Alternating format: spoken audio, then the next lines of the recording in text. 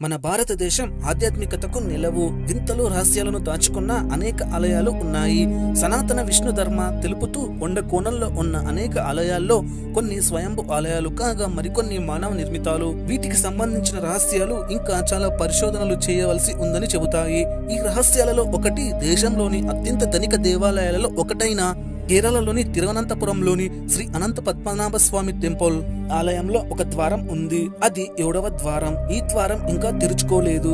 ఈ ద్వారం తెరిస్తే అందులో ఉన్న భారీ నిధి బయటపడుతుందని, ఆ సంపదను లెక్క పెట్టలేనంతగా ఉంటుందని చెబుతారు. అవును, శ్రీ అనంత పద్మనాభ స్వామి ఆలయానికి నిధి సంబంధించి అనేక రకాల కథనాలు వినిపిస్తాయి. ఈ ఆలయంలో 7వ ద్వారం వెనుక భారీ నిధి ఉంటే ఈ గేటు ఎందుకు తెరవలేదని మీరు కూడా ఆలోచిస్తూ ఉంటారు. వాస్తవానికి ఈ 7వ ద్వారం తెరవడం సామాన్యమైన విషయం కాదు. ఇది నిరంతరం వార్తల్లో నిలుస్తూనే ఉంటుంది.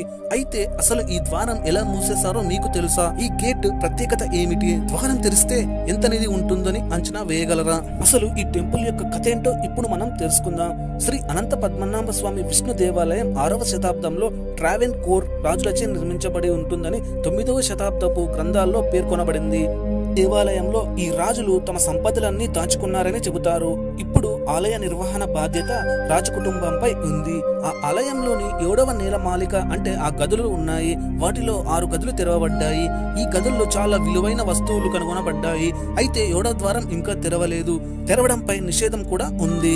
ఈ ఆలయంలోని 7వ ద్వారాన్ని పాములు రక్షిస్తాయి. తలుపులు తెరవడానికి ఎవరిని అనుమతించవని ఒక కథనం చెబుతుంది.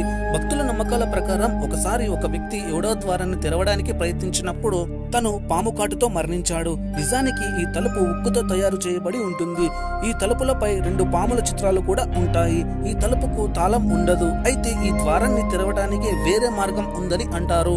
ఈ ద్వారం తెరవాలంటే పాములకు సంబంధించిన మంత్రాల ద్వారా మాత్రమే సాధ్యమని నమ్ముతారు. అయితే ఈ తలుపులు తెరవడం వల్ల చాలా మంది ప్రమాదం ఉందని భావిస్తున్నారు. మరి ఆ ద్వారంను ఎవరు ఓపెన్ చేయగలరు అనే దాని గురించి ఇప్పుడు మనం తెలుసుకుందాం. ఈ డోర్ ని దైవం నియమించిన వ్యక్తి మాత్రమే ఓపెన్ చేయగలడని, ఇప్పటి వరకు అలాంటి వ్యక్తి కనుగొనబడలేదని అంటారు. ఈ డోర్ తెరుచుకోవడం వల్ల ప్రమాదం జరగదని, అయితే ఈ 7వ ద్వారం తెరుచుకోవడానికి అనేక అనుమతులు తీసుకోవాల్సి ఉంటుందని కొందరు చెబుతారు. అలా అనుమతులు తీసుకున్న తరువాత మాత్రమే ఈ ద్వారం తెరవడం జరుగుతుందన్నారు.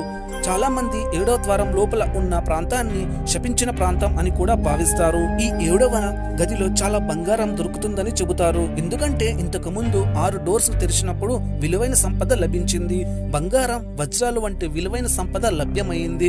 రిపోర్ట్స్ ప్రకారం అనంత పద్మనాభ స్వామి టెంపుల్లో 6 గదుల్లో ఇప్పటి వరకు 1,32,000 కోట్లు విలువైన ఆస్తి కనుగొనబడింది. వీటిలో బంగారు విగ్రహాలు, వజ్రాలు, నగలు మొదలైనవి ఉన్నాయి.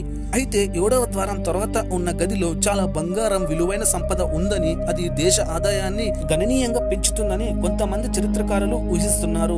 ఈ గదిలో నిధి మొత్తం విలువ $1 ట్రిలియన్ కు పైగా ఉంటుందని చెబుతున్నారు. అయితే ఈ తలుపులు తెరవటానికి ఓ వ్యక్తి రావాల్సి ఉంది.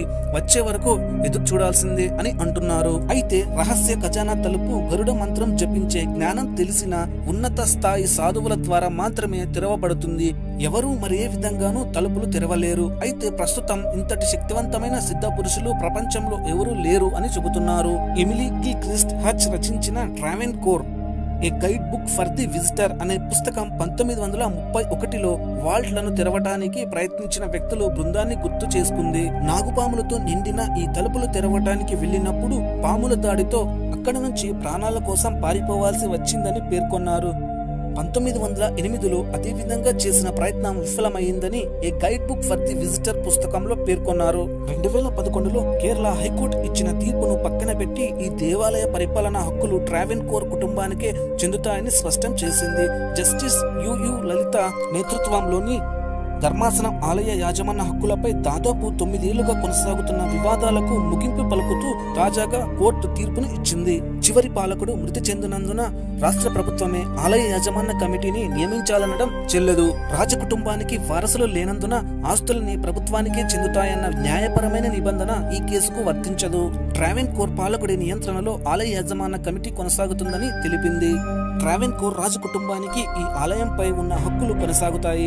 చివరి పాలకుడు బలరామవర్మ సోదరుడు మార్తాండవర్మకు, ఆయన వారసులకు ఈ ఆలయంపై సర్వహక్కులు ఉంటాయని స్పష్టం చేసింది. మరో కమిటీ ఏర్పాటయ్యే వరకు తిరువనంతపురం జిల్లా జడ్జి నేతృత్వంలో కమిటీ ఆలయ పాలనా వ్యవహారాలను చూసుకుంటుంది. కొత్తగా ఏర్పాటయ్యే కమిటీలో సభ్యులంతా హిందువులే అయి ఉండాలని స్పష్టతనిచ్చింది. అయితే ట్రావెన్కోర్ రాజ్ కుటుంబానికి చెందిన చివరి పాలకుడు బలరామవర్మ 1991లో మరణించారు. దీంతో పద్మనాభస్వామి ఆలయంపై ఆయన వారసులకు హక్కులు లేవని, ఆలయాన్ని అందులోని సంపదను ప్రభుత్వమే స్వాధీనం చేసుకుని ఒక కమిటీని నేతృత్వంలో నిర్వహించాలంటూ 2011లో జనవరిలో కేరళ హైకోర్టు తీర్పును వెలువరించింది. దీనిని సవాల్గా తీసుకుని ట్రావెన్కోర్ రాజ కుటుంబం సుప్రీంకోర్టును ఆశ్రయించగా ఏప్రిల్లోనే స్టేని విధించింది.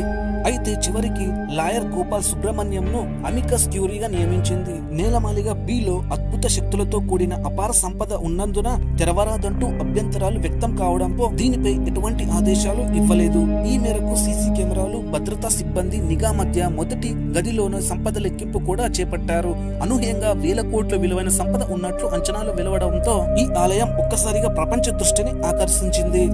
ఈ ఆలయం గురించి మీరేమనుకుంటున్నారో కింద కమెంట్ సెక్షన్ లో కమెంట్ ద్వారా తెలియజేయండి. ఈ వీడియో గానీ నచ్చినట్టయితే లైక్ చేయండి, షేర్ చేయండి. మర్చిపోకండి మా ఛానల్ ని మాత్రం తప్పకుండా సబ్స్క్రైబ్ చేయండి. Thanks for watching.